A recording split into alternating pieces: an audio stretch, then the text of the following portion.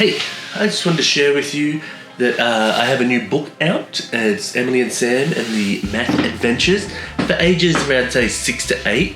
If you got any kids that you think would dig it, the link will be in the description. Shout out to Dave Cole, the author. Shout out to Commandeer Press, the publisher up in Canada. This interview is really fun. I had an absolute blast, and I hope you guys dig it as well. Have a good one. Bye. Let's jump into this. I have Angie here, and we're about to jump in, draw into your story, and answer some questions. Are you ready? I'm ready. Okay. M&M's or Skittles? Skittles. Oh, Skittles. Why Skittles? I like how they kind of taste like Fruity Pebbles. They do, yeah. They really do. What's your favorite flavor? Probably lemon. What? What? To me, I'm like, get rid of the lemon. Add more purple in there. You can just hand them all to me. I'll just have a bag of lemon, please. What we'll do is we'll trade. Like, you eat all the lemons, and I'll send you the lemons, and you can send me the purples. Have you seen that people have been freeze drying them? What? Yeah. I've yet to try one, but it's like my mind like blew up. I was like, this sounds like it could be like really awesome or really terrible. I just don't know what the point is. Because it's part of the chewing is the exciting part. Are they like sticking it under their lip like they're doing tobacco or something like that? You're just like, you're drinking it at that point. Yeah. Have you ever had like the NASA, like the astronauts ice cream? I have had that. That's exactly what I think it would be like. And like that, yeah. you know, you eat it, you're like, this is okay. Yeah. I feel like how long would you have to be in space for that to like be like, you know what? I really feel like some ice cream. You're like 7 months in, and you're like, all right, fine, I'll eat some of this. I hate to fly, so I'd be like 45 minutes. I'd be like, where's that Neapolitan ice cream? It's just like, oh, that was delicious. Looking down at the earth. Damn you, Earth, and your ice cream. Send me up here. To write books. All right. What do you do to pay the bills? I write. So you are a writer full time? I'm a writer. I'm a writer's writer. You're a writer's writer. So how long have you been a writer for? Like professionally, like full time? I want to say maybe 3 years. And like every writer, okay. I've written like a whole bunch. And like I knew I wanted to be a writer from about the age of 6. Like okay. Oh wow. I remember, write down what you want to be. It was like princess, writer, maybe a fairy. The other two didn't work out. Can I do all together? So, did you go to school to is there a writer's school to go through that brings you out as a polished writer? Or are you doing this on your own back outside of school, work, and all that stuff? I'm originally from the Northwest Territories, so I'm First Nations or Native American. And okay. I grew up in New Westminster, which is kind of like a shitty suburb of Vancouver. And okay. I just fell in love with reading. I had a very turbulent childhood, and so books were a huge escape for me. And okay. I was really drawn to English literature, which is super odd because I'm an idiot. Charles Dickens really did it for me. I'm like, oh, these kids had it just as tough.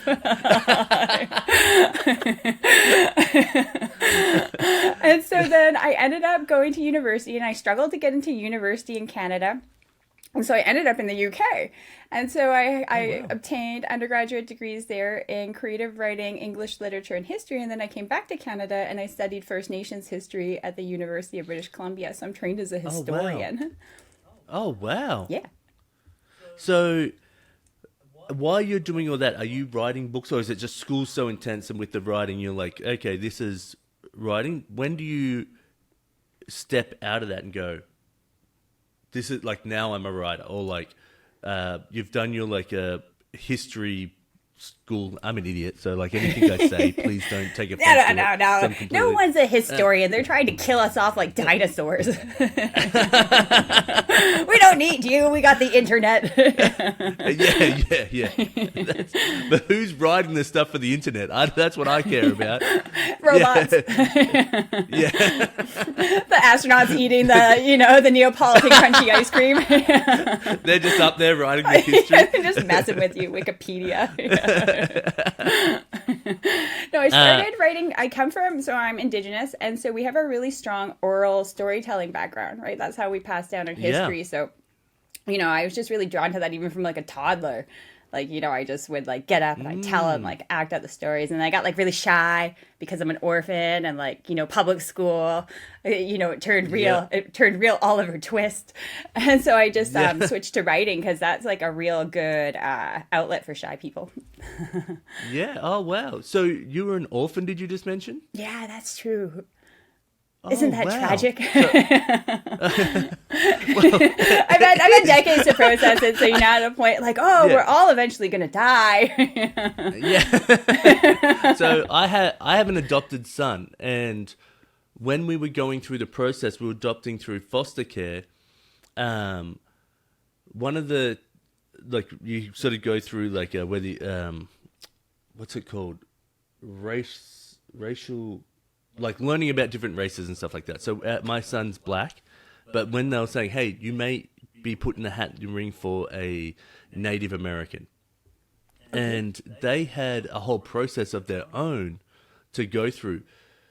If you are orphan, do they not go like be like, hey, this family here, or like because I feel like that was the process for here. Like they had to, it sounds for lack of a better word, like present the child to other families within that community and say, hey, have you got space for this child? Have you got space for this child?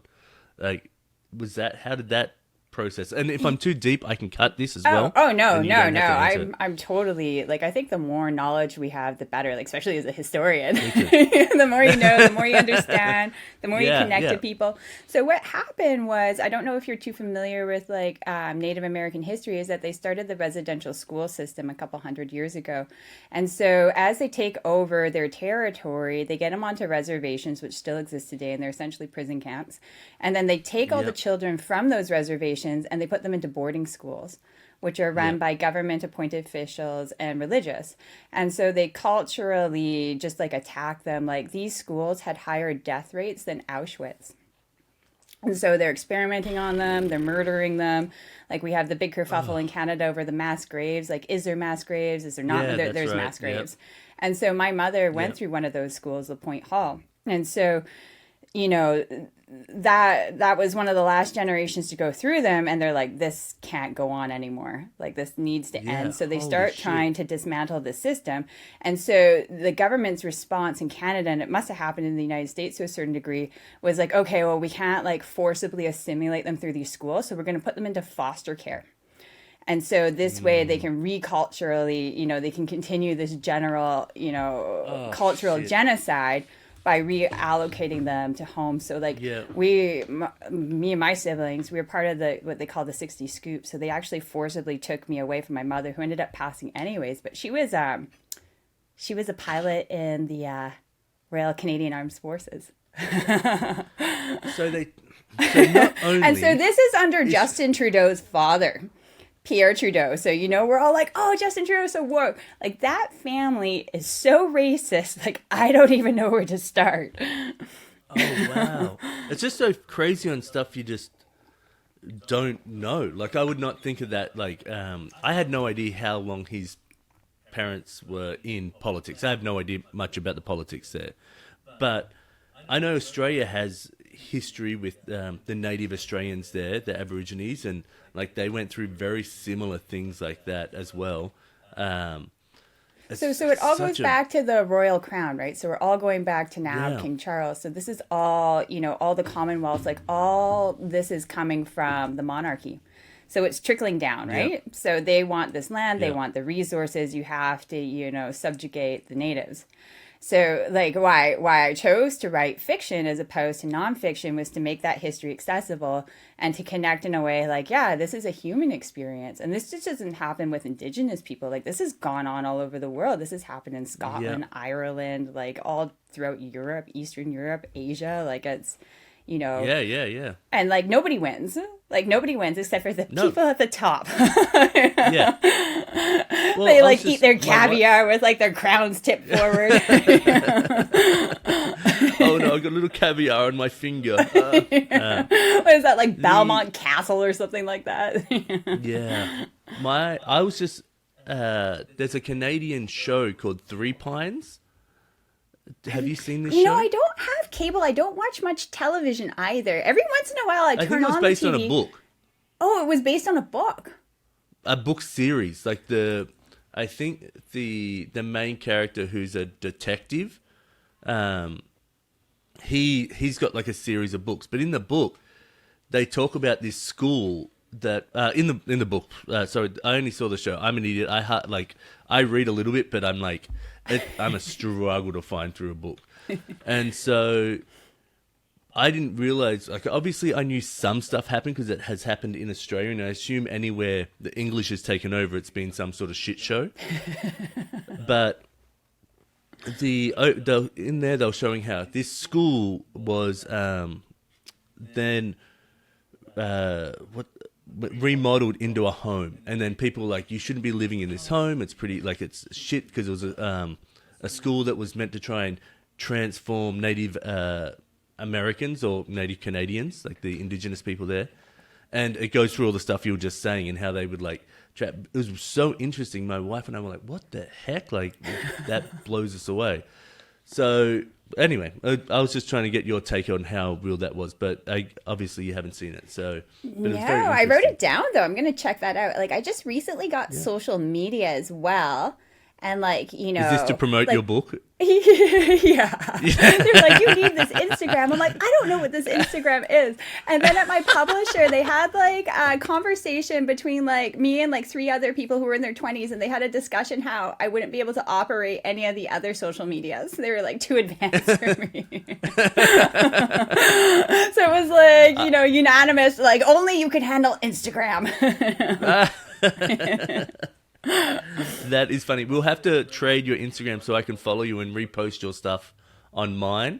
So that way, that's part of the thing I do, is like, oh, I can repost and show, oh, this one of the old guests have done this, like, and that, and so amazing. I'll make sure that happens. Yeah. Social media friends. So, yeah. So once you've finished your schooling, how long until before, like, you said you were a writer for 3 years professionally.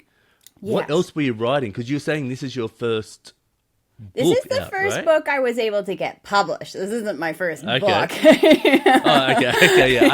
I feel that pain as an illustrator. I have so many illustrations that just like are sitting there for no reason. So, yeah. You have to like hone your craft, right? Like I think it's pretty like, oh, it must be like past life, like inherited ability people that just like, you know, like those child prodigies that can like play like Mozart, like that comes from like a different realm. I don't come from that realm. I know, I do not as well. Like there's always a discussion of whether people can see the drawing or people find the drawing.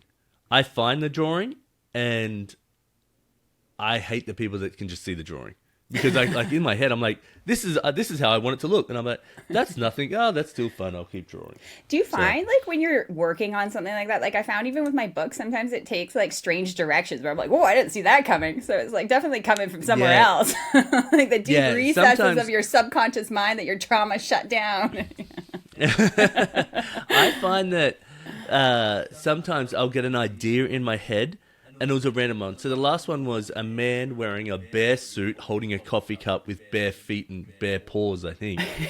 But he was like, he was like a middle in the like hut thing. That was my brain. And I was like, I could not get the idea out of my head. There's no reason for it. I had projects and other stuff to do. And so I had to sit on on my iPad and draw this drawing. I'll pop it up here for other people to see. But I would draw the drawing, and once it was out, I was like, great. And I was like, I did nothing with it. I just was stuck there and couldn't get it out. So yes, I definitely feel that sometimes an idea just sits there and comes in and is like, well, that went this way for me. So I have like might be thousands different of from writing. Post-its. Yeah, where I write down like one sentence. like I just and I can't get rid of them. Like even though I'm not doing anything with them, I'm like one day maybe. Well, I've got like scraps of paper that are like torn out with a line that sort of looks like something only I can see it, and I'll be like, oh no, I need to keep that. That might be the savior to this other thing that I might do. Yeah. When I've all got else boxes and channels boxes in my fail, garage. that scrap of paper is gonna be it. I know, right? The apocalypse happened. That scrap of paper is going to save me. So, what's your process like? So when you're starting a book, it feels like a big, like to do a novel seems like a really big undertaking. How do you start? Do you start the end, the beginning, the concept? Like, hey, I just want this one piece and it's going to flood out from there? Well, for me, like it starts with like one idea. So I was at a Musqueam feast and an elder turned to me and said, did you know that there was women warriors? And I didn't know that. And here I am trained as a historian. So I start archival research. So I start looking into that and I was like, holy smokes. And I found, you know, they don't know for sure, but they think like a female warrior killed General Custer. And being from Northern Canada, like I'm not familiar with like American Plains Indians history. Like that's like totally foreign to me. So I started you don't know researching. every Indian that's ever done anything? Yeah, no. Yeah, we're like all one giant group. That's like whenever someone is in Australia, they're like, hey, do you know this guy named Steve? And I'm like, yeah, I know Steve. Like out of all the Australians on it, I'm like, yeah. It's a massive country with like multiple provinces. So I start researching Custer and I don't know much about him. And he's like written all these, you know, biographies and memoirs. I'm like, holy smokes, what a narcissist. Like this guy's nuts. He wrote them about himself? Yeah. He wanted to be like famous. Maybe I should He get wanted to into be that. like Kim Kardashian of like, you know, the 19th century. He's getting butt implants back then. Oh, big time. He's got like these blonde curls, you know, like all his photos are so staged. He looks amazing.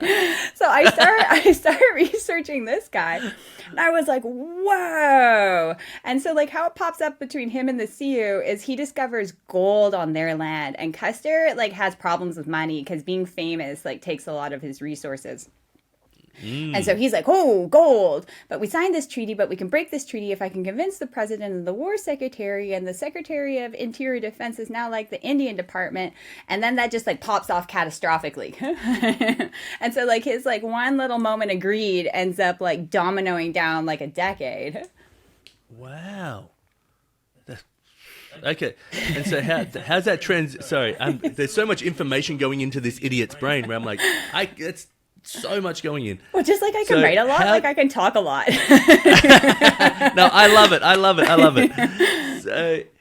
So how does that lead into your book?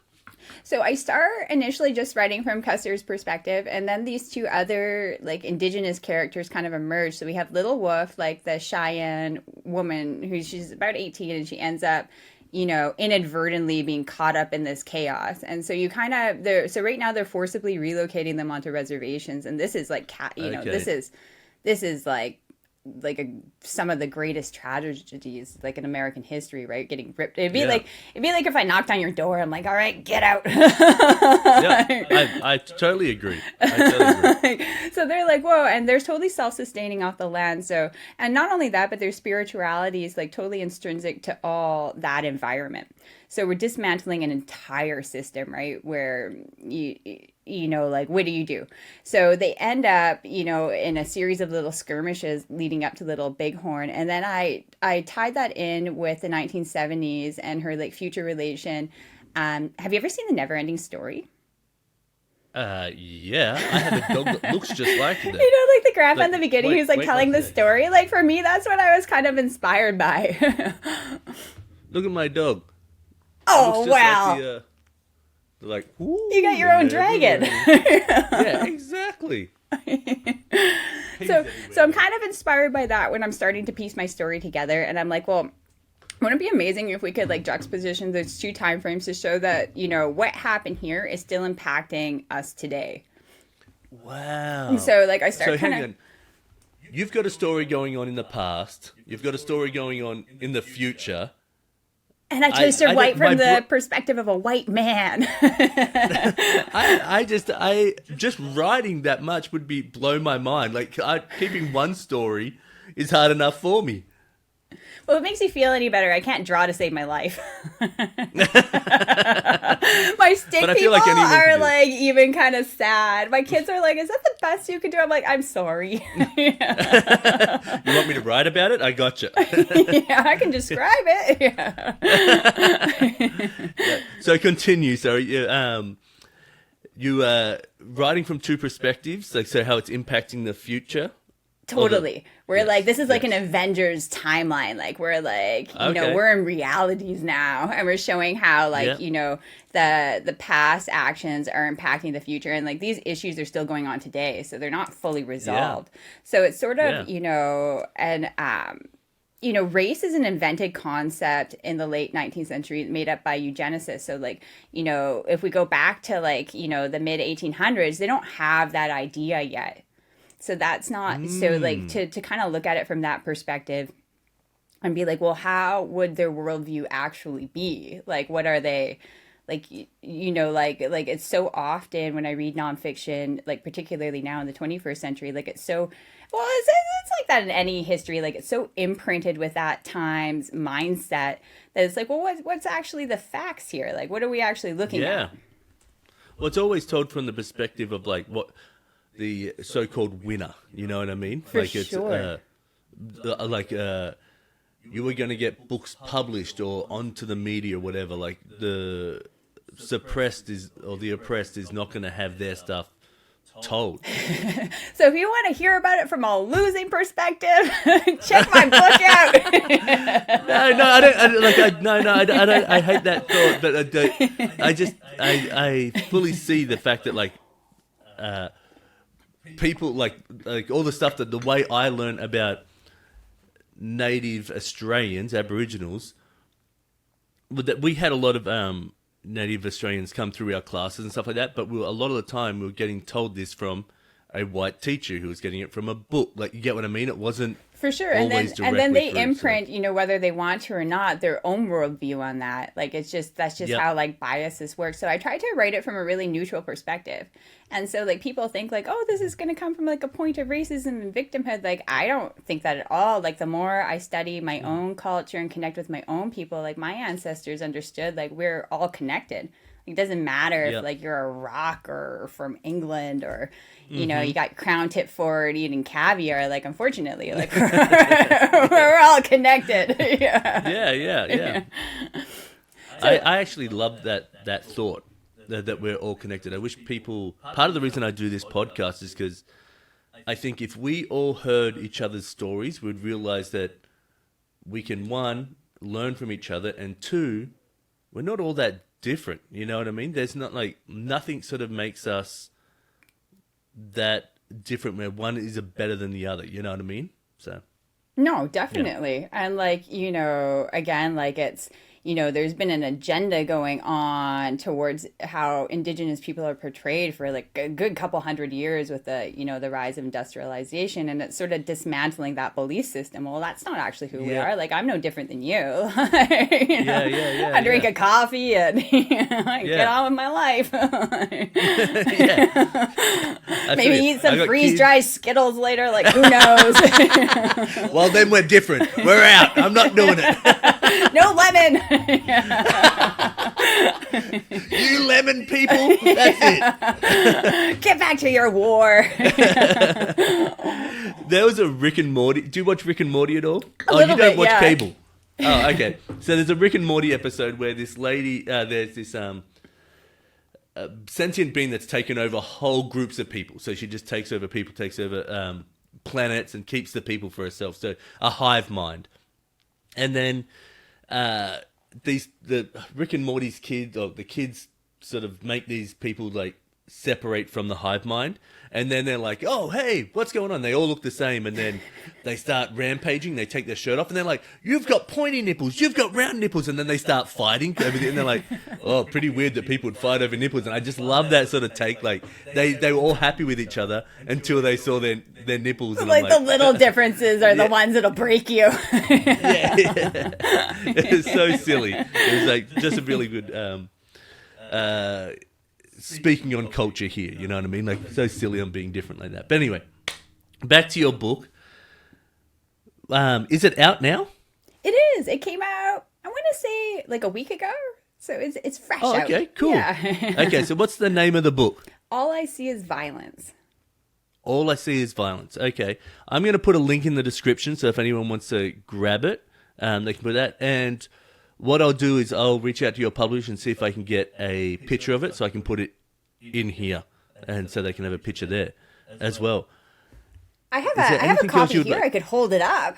It could be like a go floating for it. visual. Yeah. Hold on. You probably like the cover too, like Neil. Oh, wow. So... when I worked with Neil, the graphic artist on this, I told him I wanted like a wanted poster that looked like it had been designed by the American punk band Black Flag and the pirate Jack Sparrow. And I wanted the lettering to look like it had been like a quill pen like dipped in blood. Yeah. Oh, wow. Yeah. That is really cool. I love that. I've always wanted to see like a dabble around what it would be like to design a book cover. But that's one of those ideas where I'm like, just put that over there. I don't need any more ideas. You know, you got to write it on a tiny piece of paper when all other channels fail. Yeah. I'll put it on this little bit of paper and then I'll put it in over there. Right there. When you're... I think there's a lot of people out there that don't realize how much time goes into not just you writing it, but once you've been accepted by an agent, can you just give a rundown of like once... they said, yes, we want this book, or we're going to push this book, to when it got published a week ago? Oh, yeah. So I'm unagented, so I just went with the publisher. Oh, okay. And it took a year. Like, it takes a long time. And so because I'm pretty thorough with my writing, we didn't actually change that much through editing. We just kind of copy edited it and cleared it up. Like, I wrote it kind of more like prose. Like, I was really inspired by like T.S. Eliot, Ernest Hemingway, like Wilfred Owen, that sort of, beginning of the 20th century, like literature. And then, but then they have to like typeset it, and there's all sorts of like little nuances you don't even realize. Like you just think like, I wrote a book, like here you go. Yeah. Put it out there. I want it in a week. Everyone, hear my story. So this is your first novel that you've done? Yes. What other writings have you done out there? Sorry, I forgot to ask earlier. This is the first thing that I've managed to get published. Okay, that's awesome. I've been denied with published with other stuff. And then you kind of realize as you get older, you're like, well, you know what? It just isn't that great. Like when it's your like, when you're really into it, you're like, oh, this is amazing. And then like, I'm going into my 40s. I kind of look back at stuff I wrote in my 20s. I'm like, yeah, it was okay. I feel the same way with all my drawings. I feel the same way with any idea that I've had before. I'm like, oh God, let's pump the brakes on the next idea. Then I'm like, oh, this is a great idea. But I say that 20 years ago, that might have been a great idea. You have just been able to grow, and same with me, like illustration. I'm like, I might have been able to grow, but that might have worked 20 years ago if I pushed harder or that. I've been reaching out to illustrator agents, and I've been denied, I think, at this time, 35 times now. Wow. On all different illustrator agents. So it's just a part of the process. Like, I get bummed, don't get me wrong. I'm not like, I'm better. I'm like, some days I'm like, oh, fuck. Yeah, it's a bit of an ego hit because your art's so personal, right? So it's almost like it's like a personal, like, like, it's like you're on a date and they're like, thank you, no. You're not coming up for coffee or like, we're good. I try and, like, I'm a little bit of a grudge holder, but that grudge sort of, like, puts me... So I play a lot of pickleball now. Like, one of the just, like, millions of people... Smack that ball. No, so more like if there's someone that like is really good but they're rude, I'm like, okay, now my job's to beat you. That's all I care about. Once I beat you, then that's gone. So now with the illustrated agents, they've all been lovely. This is not a shot at any of them. This is more like, okay, if my podcast grows enough and gets big enough, then I'll be able to be like, all right, I beat you. My illustrations are worth more than what you're offering as an agent. Do you get what I mean? You're like I told you they were amazing.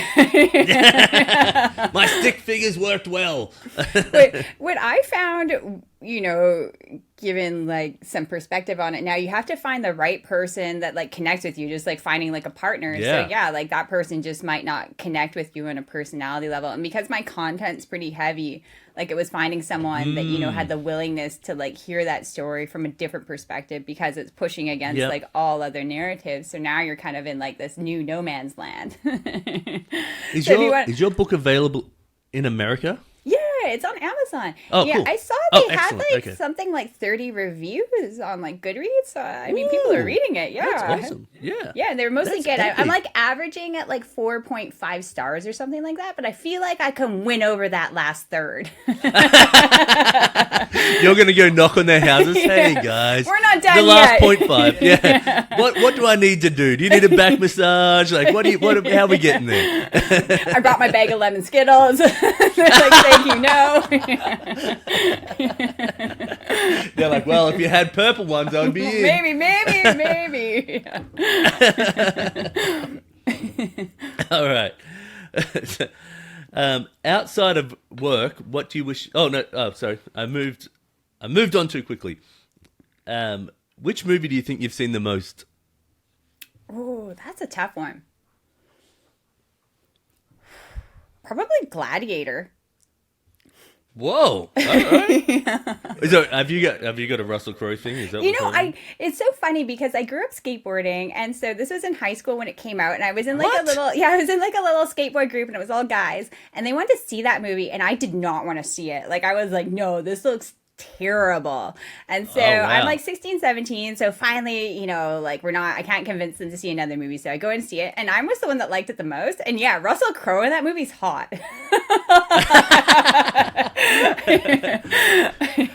That was a great movie. I loved it. Are you entertained? Yeah. Are you entertained? Now, every time I hear that, though, I think of the Jay-Z song. I can't remember what it was. Yeah, from the Black Album. Yeah.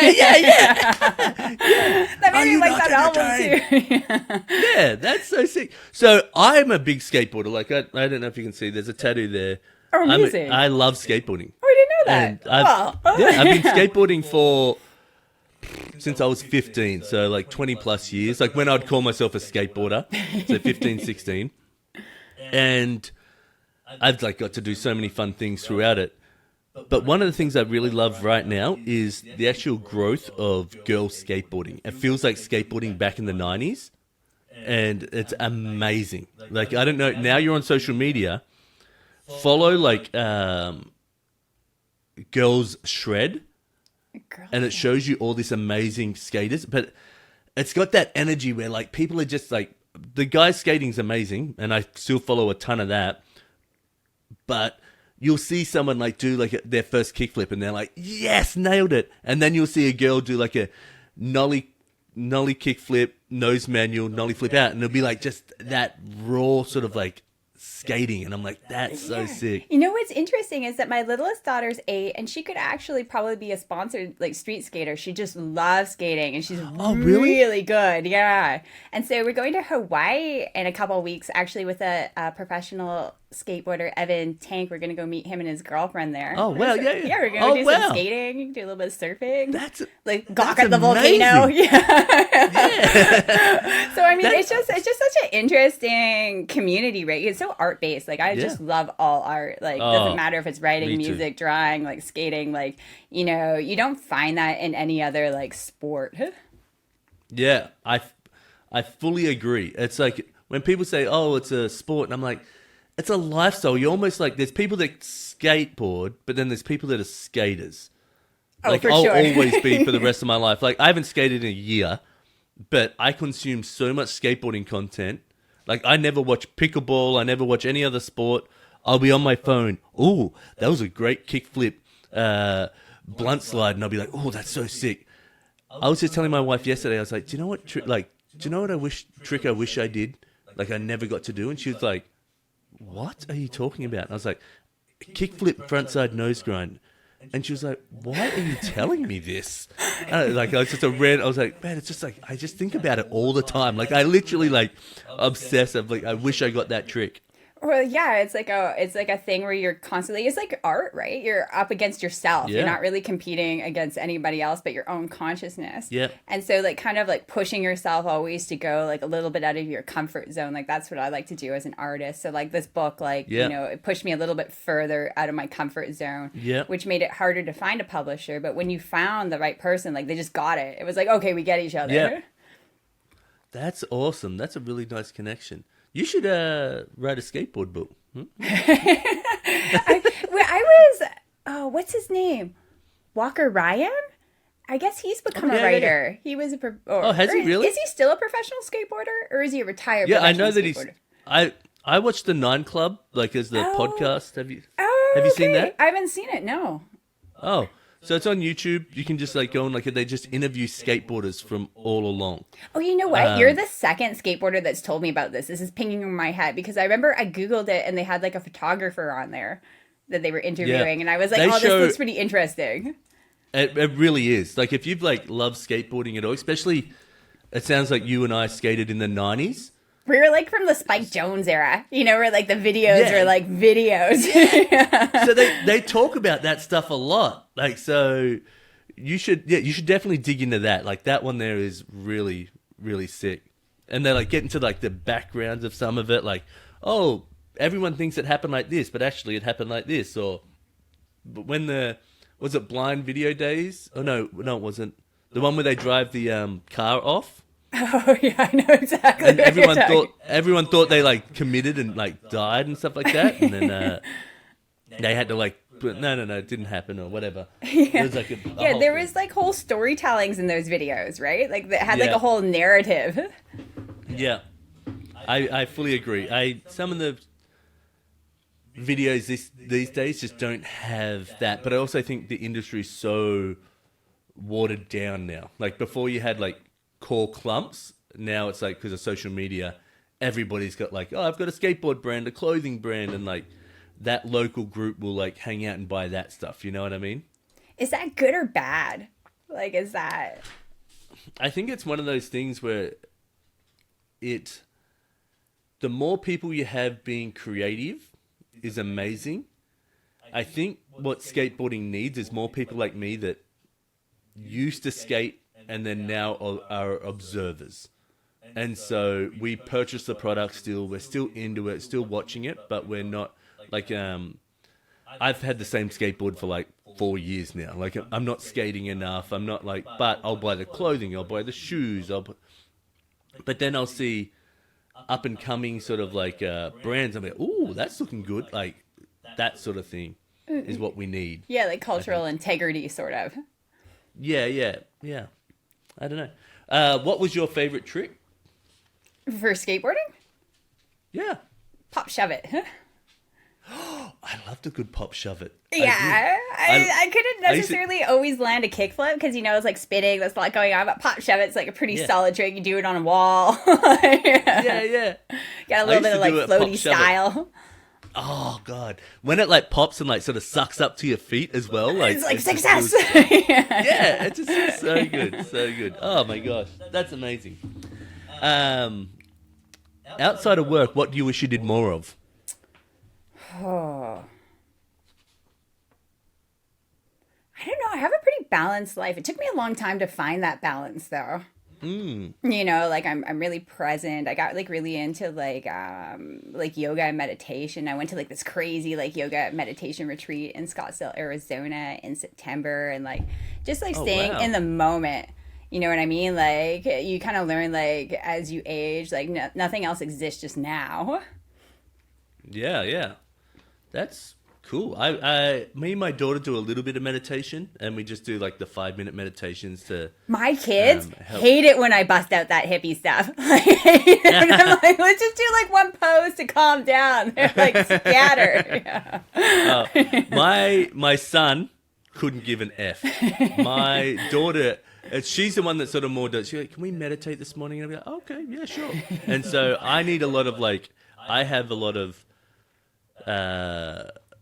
childhood, I wouldn't say trauma-ish stuff, but so it plays in my head now, so I'm a bit anxious and stuff like that, fight or flight. And so I've been over the years trying to meditate, but I don't really feel like it does enough. Maybe I'm not doing it right. Maybe the wrong 5-minute meditation is not it. They say even 3 minutes and you just listen to your thoughts. People think you have to still your mind. You don't have to do that. You just listen. You don't engage with it. For those of you with voices in your head. Yeah. Well, that's me. There's Steve, Carolyn. No, I'm just kidding. You're nuts.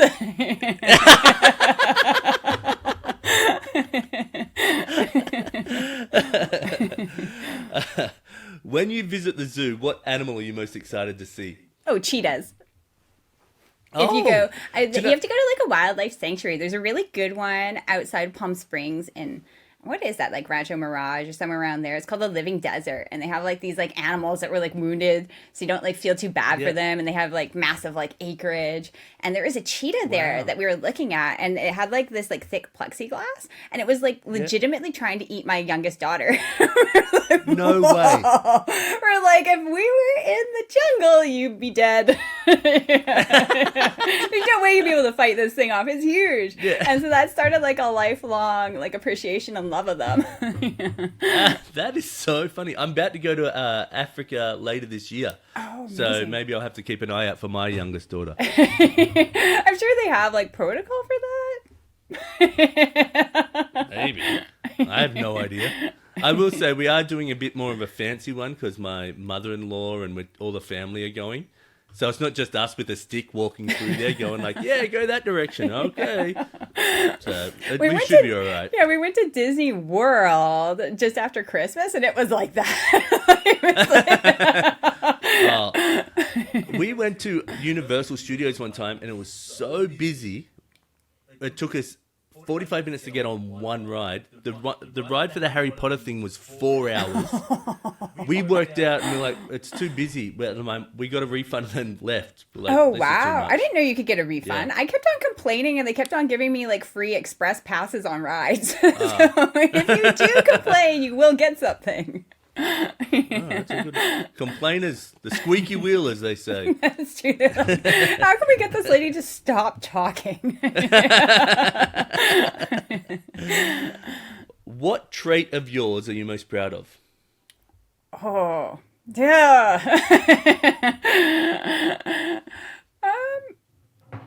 Probably my openness. Well, as an artist, you have to be able, to communicate and be genuine and, honest.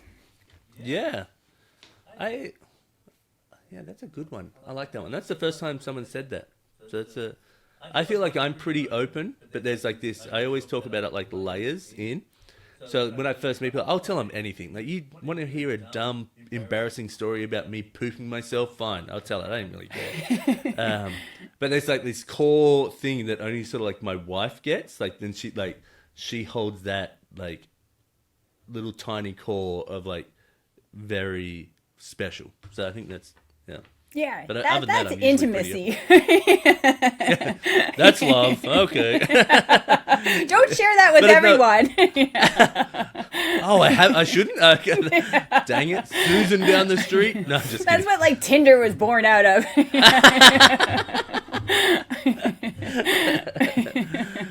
God, you are very funny. I'm enjoying this so much. Okay. What is your comfort food? That's a tough one too. I actually have odd eating habits. I love fruits and vegetables. I love them. A really good Greek salad. We went to Greece last spring and the food was just amazing. Their salads are next level. And so you're supposed to order them for the whole table and share family style. And I was sorry guys, this is my salad. This one's for me. Get a second one if you're that thirsty. Just eat the meat. All the salads are for me. With my kids, it was the pita. They were what is this? God.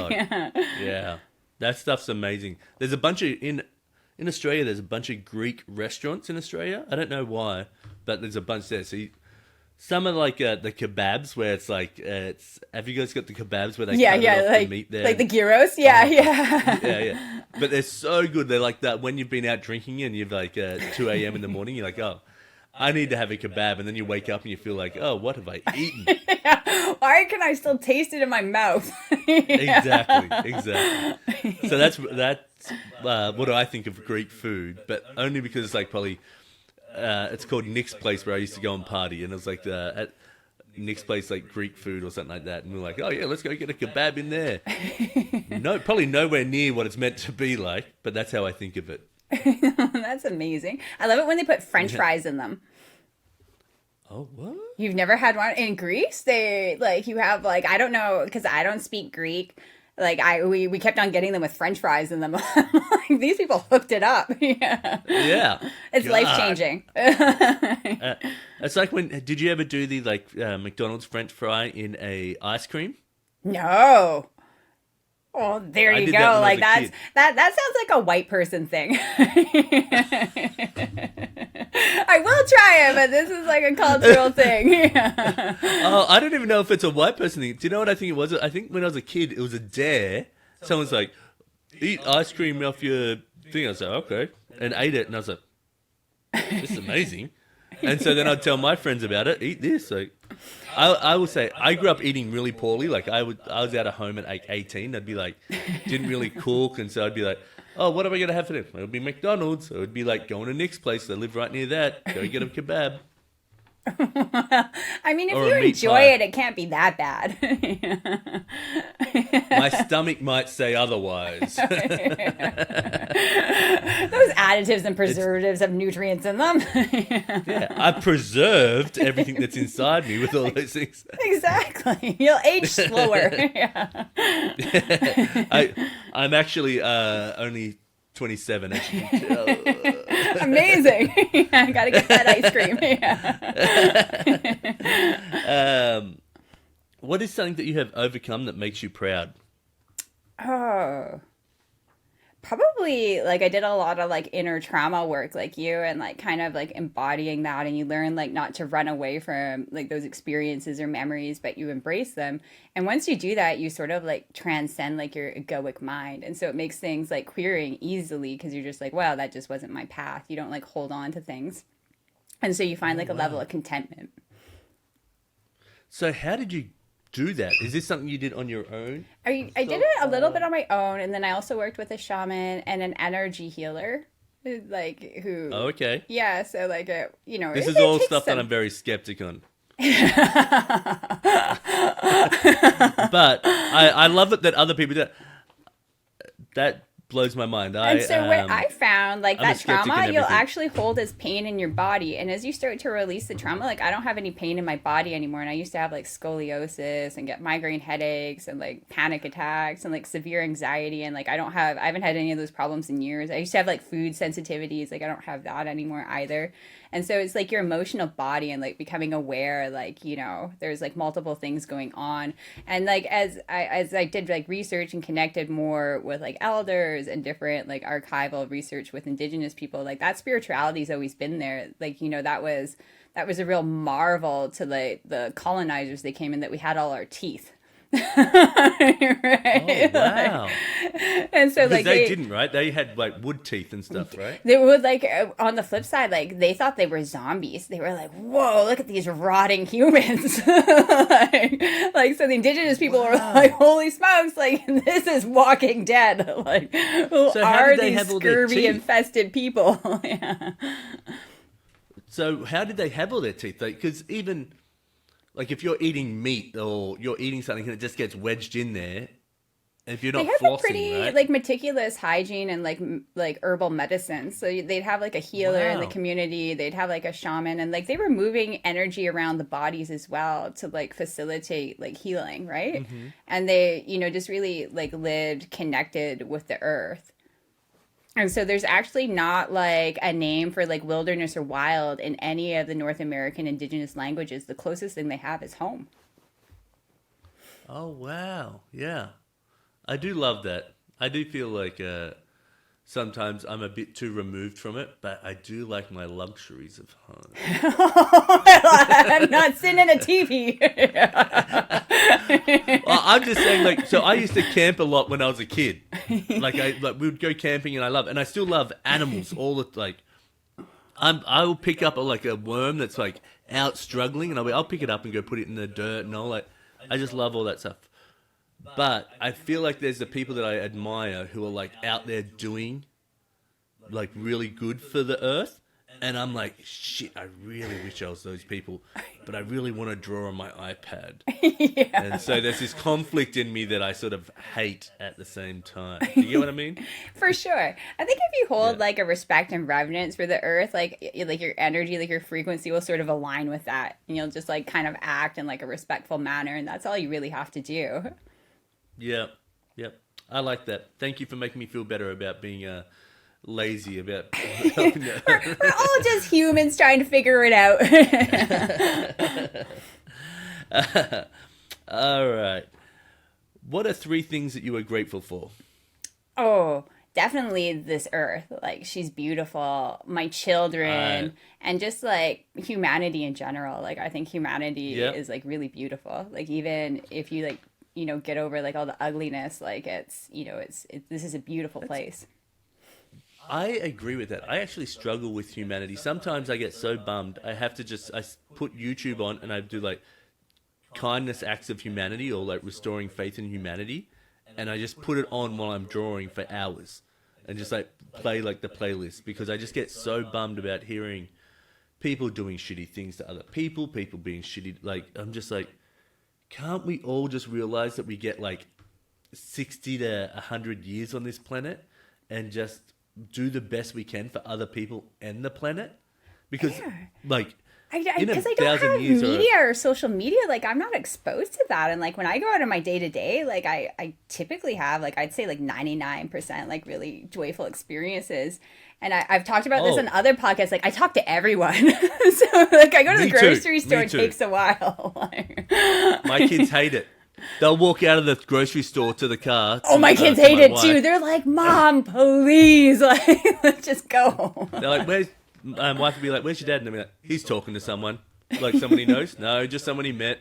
And having an Australian accent, everyone's like, oh, wow, been to Australia, and like that, which I love. And I'll be like, oh, maybe let's share. Like, I'm always chewing someone's ear off. I found in Greece that the grannies would talk to me in Greek, and like I would still just sit there and listen. Like, I had no idea what they were saying. I was like, still happy to be here. Well, when you're traveling, you're like, oh, this is amazing. You don't have anywhere to be. You're just like, yeah, bring that conversation on. I think like that goes back to being present. Like I'm never in like a rush. Like time's really an illusion, right? And so that's like another thing. Like indigenous people, we think of time as circular versus like, the Western worldview where time's linear. Linear. Well, so what do you I'm mean not by on circular? linear time. I'm on that circle and it's nice.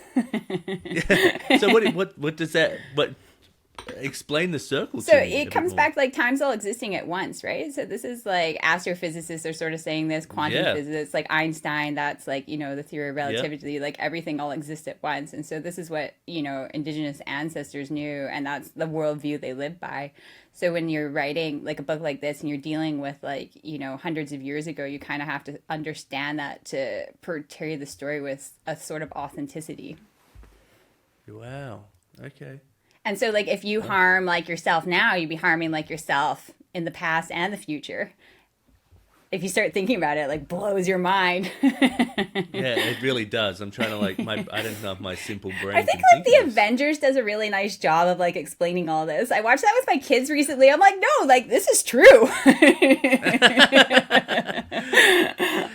I love how like you've brought the Avengers up a couple of times in this because I love the Marvel stuff. That right now it's kind of like it's been a lot of it, so like it's kind of like a bit like okay, give me something new. But I did love it when it was coming out a lot. I typically shy away from that sort of stuff, but my kids got really into it, and because we went to Disney World, they really connected with Guardians of the Galaxy. Like that was huge, and I wasn't familiar with that story. We watched it, and the movies were amazing. I was like, wow! And really that roller coaster in Epcot is this. Is that the one that drops down? No, it's like they have like, Disney, like they're like, say what you want about Disney, they're amazing storytellers. And so it's like, you're in like, you're like evacuating and you're on your own little spacecraft and it's like to music, right? Because like, Peter's bring back like rock and roll, and so like it spins, so you're going like super fast, but your own little thing like spins. At one point you're like rotating like around like a moon. It was crazy. Oh wow. Yeah. I went to Disneyland in California, and theirs is like, I think they changed the Tower of Terror, and so you drop up and down. My daughter loved it. I didn't mind it. My wife was like, we shouldn't have had that churro. I was eating a turkey leg like 20 minutes beforehand, like, oh, turkey man. Ah. Okay, I feel like that's a cultural thing, because this is like predominantly Americans at Disney World, and we saw multiple turkey legs, and like we didn't connect with that. I was like, I don't know, you can keep that. Yeah, so I had never seen it before either. So then I was like, being Australian, sometimes I miss the step in American stuff, and I was like, well, I've got to eat one of these. So you just like, you're walking along and you turn around and you got like a turkey leg. I know.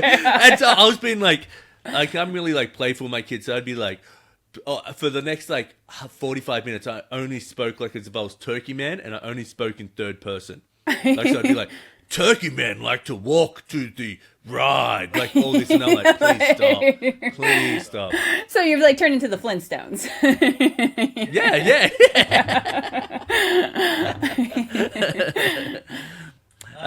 All right, this is the last question, and I'm just so excited that I've had so much fun on here. You have to wear a shirt with a slogan on it for a year. What does it say? Probably love. I believe love? Like the only thing that matters is love. Yeah. Oh, really? I used to have this theory where I'd be like, love is all that mattered. And then you started queering, and that kind of got shook. Well, no, it's like, so I don't know if this is arrogant or not, but like, I don't believe a lot of the people around me are in as love with their wife as I am. Like, I just can't imagine there's that enough going around. But then I look around, like, is this like a human-made concept because we want monogamy? Oh, but I wasn't thinking in terms of like a relationship. I was thinking in terms of like unconditional love, like for like, you know, the universe, the world, like your children, yourself. Like, I'm divorced, so I got, I've got my own on that kind of love. I feel Well, I feel like for the universe, I love the thought that we just don't even matter. Like, it seems so silly, but I feel like that's so empowering to me. Yeah, it's so inconsequential, all of it, right? And so the only thing that matters is love. Yeah. Well, I think the only thing that, like, I'm like, why would you want to be a dick to someone else who is just living their short time in this inconsequential, that's not a word, is it? It is. It's a word. Oh, it is? Hey! More than 3 syllables. Gold star! Like, why would you want to be a dick to someone else when they're just trying to live out their stuff? You know what I mean? For sure. And so then if you think about like multiple timelines, like now, like that's like going through, you know, the ether. Yeah. Well, I hope one of those other timelines help me figure out how to make this podcast even more popular and your book be a #1 bestseller. It was #1 in one category, but I want to go in the big category. Yeah, you want to be on the New York Times, right? Yeah, for sure. We all just have to read The Secret again. Yeah, I just need a vision board and just sit on my couch and just let the vision board do the work. Do you know what? I actually made a vision board in 2019, and everything on that vision board came true, so be very careful with the vision board. So, what stuff did you have on there? You're like, hey, I've got a vision to be on a podcast with this Australian idiot. And you're like, how did this come true? Fucking hell. Well, I ended up, when I realized all of it, well, one of them was I had an Airstream camper on there, and we ended up buying one, and we drove across the United States.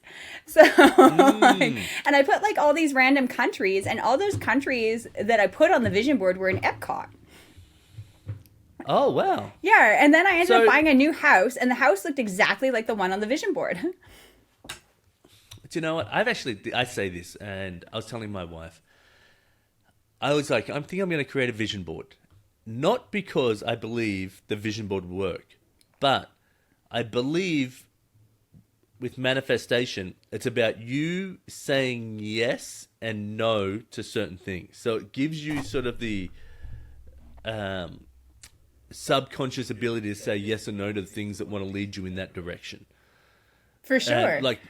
So you still have to put the work in. So it's not like you got like a genie and like, ooh. Yeah. Well, it's not like they're gonna say like, oh, Angie's sitting on the couch and she's made a vision board. Let's knock on her door and see if she wants to write a book about the Native Canadians. You know what I mean? Yeah, for sure. No, you have to have have action. You can't just like put a bunch of wishes on there and like hope it comes true. Yeah. Unless you're in a Disney movie. Do you know what? If I would, I'd be a lot better looking princess. I tell you that. Hey, diversity is like king right now. I love it. I love it. All right. Well, Angie, thank you so much for being on here. I have had so much fun. I will get this podcast out in the next week or so, and I'll get an illustration off to you, and we'll swap through our emails, like our social medias and stuff like that, and then I'll be able to share stuff and get links to your books and everything in my description and stuff like that. I'm just so stoked you'd come on here. Yeah, thank you so much for having me. What a great way to spend an hour. I know, right? You are nothing but a delight. I'm so excited you were on. Well, thank you. Yeah. All right. Bye. Catch you later. Have a great week. See ya. Bye.